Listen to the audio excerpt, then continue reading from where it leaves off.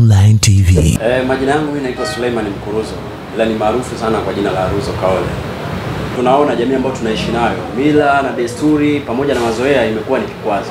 Kwa sababu katika ngazi fulani watu wengi huwa tunawaamini watu wenye umri fulani, hasa kwa maeneo kama ya vijijini.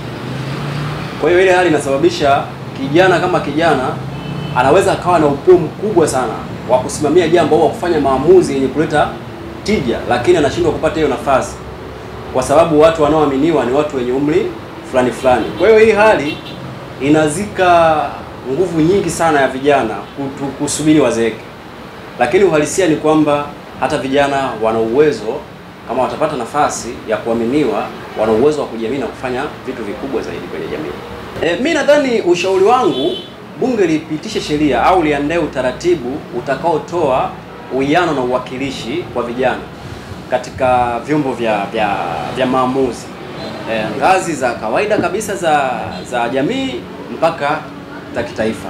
Naitwa Stanislaus Tobias, ni mkazi wa Dar es Salaam, lakini nachangia kwamba mila na desturi na mazoea ni vikwazo mojawapo kwa vijana katika kupata nafasi za uongozi katika nafasi mbalimbali kuanzia ngazi ya jamii, wilaya na taifa. Ni kweli, kwa sababu kiangalia hata utaratibu wenyewe vijana ni kama utaratibu ambao wanaukuta katika maeneo mbalimbali, hasa katika nyanja za uongozi, ni kama ulishawekwa.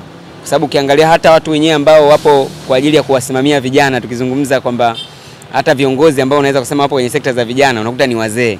Sasa wanatambuaje matatizo yanayowakabili vijana, au tunaweza kusema wanaweza wakawa hawapo moderated, yani hawajui ule usasa wa vijana nini ambacho wanakitaka. Kwa mfano zamani watu walikuwa wanafanya biashara zao kianalogia. Sasa hivi biashara nyingi zipo kidijitali.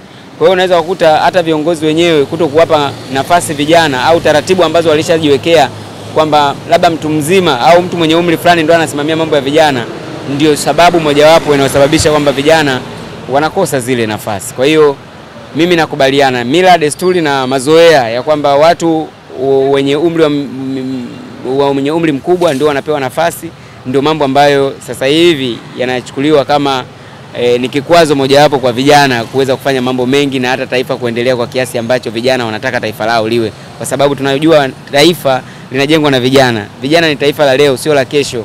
Ina maana wao ndio wajenga nchi. Sasa unaposema kwamba kuna utaratibu ambao umewekwa kwa ajili ya wao kuweka kwenye masuala yao, wanawekwa watu ambao hawajui changamoto zao, bado inakuwa ni tatizo. Monica, mkazi wa Mburahati.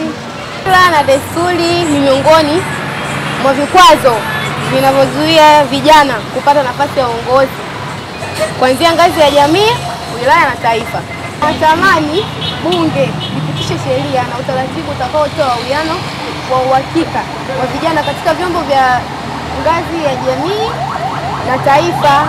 Kwa mfano, viongozi wengi sana ni wazee, lakini unakuta mfano mtu labda ni mbunge ana miaka labda 57, 58, anashindwa kupisha kijana mwingine naye aingie kwenye ile nafasi ili naye aonyeshe uwezo wake wa kazi, amebaki anang'ang'ania pale. Kwa hiyo tunatamani hata ni angalau na vijana na sisi tunapata ile nafasi ya kuwa kwenye nafasi ya kuwa kwenye uongozi.